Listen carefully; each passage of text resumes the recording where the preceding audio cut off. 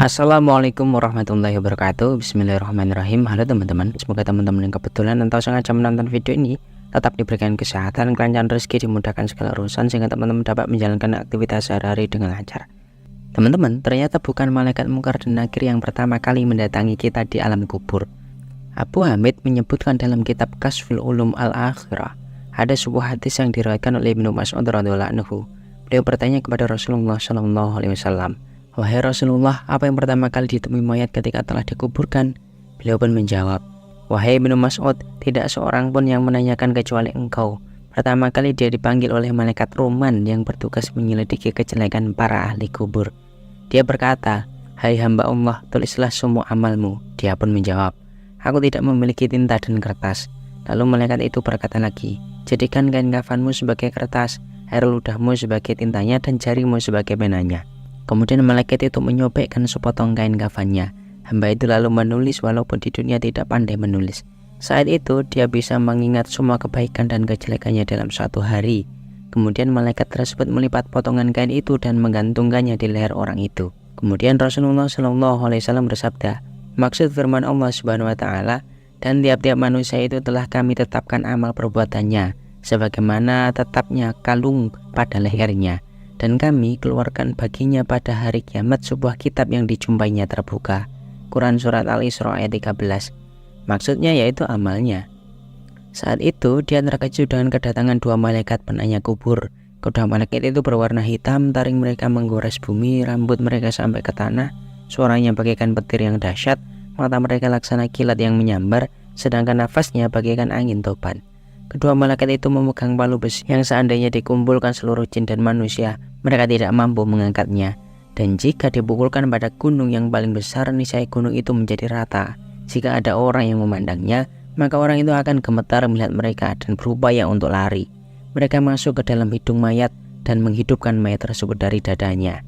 Maka keadaannya seperti waktu sekarat, tidak mampu bergerak, sedangkan saat itu dia mendengar dan melihat. Beliau pun melanjutkan, kemudian kedua malaikat itu mendudukkannya dan mulai memperlakukannya dengan kasar. Beliau Nabi Muhammad pun melanjutkan, kemudian kedua malaikat itu mendudukkannya dan mulai memperlakukannya dengan kasar, membentaknya dengan keras sehingga tanah kuburannya bagaikan air yang mengalir mencari lubang. Kedua malaikat itu mengajukan pertanyaan kepadanya, "Siapakah Tuhanmu? Apakah agamamu? Siapa nabimu? Di mana kiblatmu?"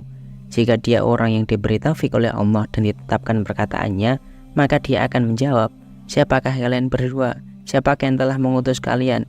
Pertanyaan itu hanya dapat dikemukakan oleh para ulama pilihan. Lantas salah satu dari malaikat itu bertanya kepada yang lain, "Dia benar, sudah cukup kita berlaku kasar terhadapnya."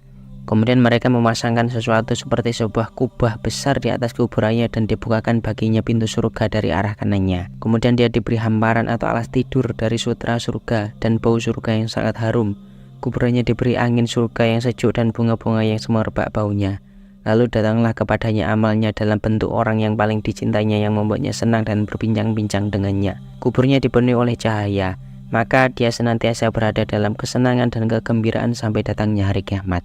Ketika ditanyakan kapan datangnya hari kiamat, dia pun menjawab, "Tidak ada yang lebih aku sukai kecuali datangnya hari kiamat." Derajat di bawah mukmin tersebut adalah mukmin yang banyak amalnya, sedangkan ia tidak termasuk ahli ilmu dan tidak tahu banyak tentang rahasia-rahasia dunia malakut. Maka amalnya akan masuk padanya setelah kedatangan malaikat Roman. Amalnya akan datang padanya dalam rupa seorang yang sangat tampan dan harum baunya dan pakaiannya sangat bagus.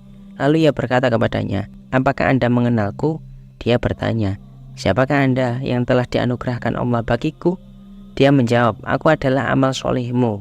Oleh karena itu kamu jangan sedih dan takut, karena sebentar lagi akan datang kepadamu malaikat mungkar dan nakir yang akan menanyaimu. Kamu jangan bingung." Lalu dia mengajarkan jawaban kepada mukmin tersebut.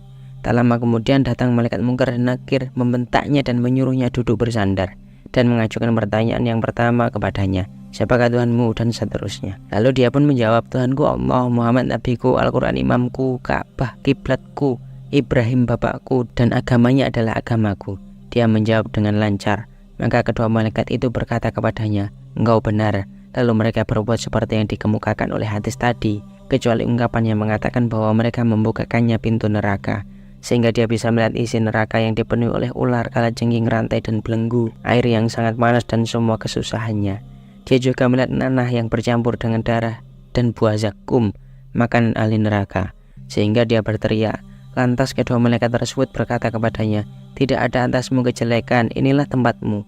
Allah telah menukar tempatmu neraka dengan sebuah tempat di surga ini. Tidurlah dengan nyenyak." Kemudian kedua malaikat itu menutup pintu neraka dan tidak diketahui sudah berapa bulan, tahun, dan abad yang dilaluinya. Di antara manusia ada yang dipalingkan ketika ditanya jika keyakinannya berbeda, maka dia tidak berkata Tuhanku Allah atau kata-katanya yang lainnya. Oleh karena itu kedua malaikat memukulnya dengan satu kali pukulan sehingga api menyala dari dalam kuburnya. Kadang-kadang api itu padam dalam beberapa hari, kemudian menyala lagi. Keadaan seperti itu akan terus-menerus terjadi sampai akhir dunia. Ada manusia yang sukar dan sulit untuk berkata Islam agamaku karena selalu dibayangi oleh keraguan. Ada juga yang mendapat bencana sehingga dia dipukul dengan sekali pukulan, maka api menyala dalam kuburnya, seperti keadaan mayat pertama tadi. Ada pula yang sukar berkata Al-Quran imamku, karena dulu dia hanya membacanya tapi tidak mengambil pelajaran darinya, apalagi melaksanakan perintahnya dan meninggalkan larangan-larangannya, sehingga dia mendapat perlakuan yang menyedihkan, seperti orang-orang tadi. Ada manusia yang amalnya berubah menjadi anjing, yang membuatnya disiksa dalam kuburnya menurut kadar dosanya. Dalam hadis lain disebutkan, ada amalan manusia yang berubah menjadi anak babi. Ada pula yang sukar berkata Muhammad adalah nabiku, sebab dia meninggalkan sunnah beliau. Ada pula yang sulit berkata Ka'bah kiblatku, karena dulu kurang memperhatikan ibadah sholatnya, atau karena wudunya salah, tidak sempurna menoleh ketika sholat, ruku dan sujunya tidak sempurna, atau karena dia dulu sering memakai pakaian yang haram. Terus ada juga yang tidak bisa berkata Ibrahim adalah bapakku, karena dulu pada suatu hari dia pernah mendengar atau berharap Ibrahim akan menjadi orang Yahudi atau Nasrani. Saat itu keraguan terus meliputinya sehingga dia diperlakukan seperti keadaan orang-orang yang terakhir itu. Abu Hamid Al-Ghazali berkata, keadaan ahli kubur yang bermacam-macam tersebut telah kami uraikan semuanya dalam kitab Al-Ihya. Jadi teman-teman ingin mengetahui keadaan ahli kubur dan bagaimana siksaan atau kegembiraan yang didapatnya, bisa dibuka kitab Al-Ihya. Jika dia orang yang suka berbuat dosa, maka kedua malaikat itu akan bertanya, siapakah Tuhanmu? Dia pun menjawab, aku tidak tahu. Lalu dikatakan lagi kepadanya, jadi engkau tidak tahu dan tidak kenal Tuhanmu? Kemudian dia dipukuli menggunakan palu malaikat itu hingga dia terjejal sampai ke dalam bumi yang ketujuh. Lantas tanah kuburannya runtuh, kemudian dia dipukul 7 kali sehingga tulang belulangnya hancur lebur. Ada yang amalannya berubah menjadi anjing yang menggigitnya sampai hari kiamat. Merekalah orang-orang Khawarij. Ada yang amalnya berubah menjadi babi yang menyiksanya dalam kubur.